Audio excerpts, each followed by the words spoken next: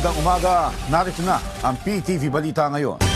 Plano ni Pangulong Ferdinand R. Marcos Jr. na bumisita sa mga lugar na tinamaan ng lindol sa Mindanao. Gayunpaman, wala pa eksaktong petsa kung kailan pupunta ng Mindanao ang Pangulo.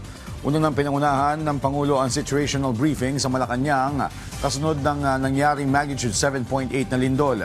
Nasa Mindanao na ang ibang cabinet officials ng Pangulo para tulungan ang mga residenteng naapektuhan ng lindol. Sa huling tala ng Office of Civil Defense, nasa 41 na ang nasawi sa malakas na lindol sa Mindanao.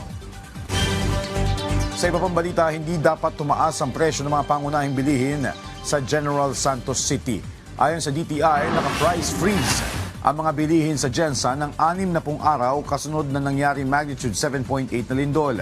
Kasabay nito, inatasan ni DTI Secretary Cristina Roque ang DTI Regional Office na i-monitor ang presyo ng mga bilihin sa Mindanao na naapektuhan ng lindol. Kasama rin sa direktiba ang pagmumonitor sa presyo ng mga materyales na ibinibenta sa Gensan. Samantala, nanawagan din ng Department of Energy sa publiko na i-report sa kanilang tanggapan kung tumaas ba ang presyo ng mga produktong petrolyo sa mga lugar na naapektuhan ng lindol. Patuloy ang mabilis na pagtugon ng DSWD sa mga pamilya at individual na naapektuhan ng malakas na lindol sa Mindanao. Ito ay sa pamamagitan ng pagbibigay ng tulong pinansyal, pamamahagi ng mga family food packs at pagdedeploy ng mobile kitchen. Kasabay nito ang pag-iinspeksyon sa mga ospital, nasirang istruktura at agarang pagsasaayos ng mga apektadong national roads at tulay. Alinsunod ang mga hakbang na ito sa direktiba ni Pangulong Ferdinand R. Marcos Jr. na pabilisin ang paghahatid ng tulong sa ating mga kababayan.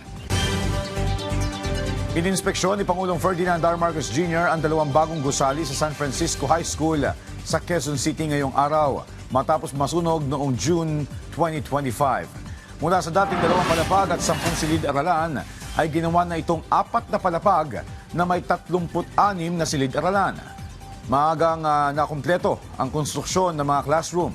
Alinsunod sa direktiba ng Pangulo sa DPWH na tiyaking magagamit ito ng mga estudyante sa pagsisimula ng klase ngayong taon. At yan ang mga balita sa oras na ito. Para sa iba pang updates, follow at ilike kami sa aming social media sites sa @PTVPH. Ako po si Josh Garcia para sa Pambansang TV sa Bagong Pilipinas.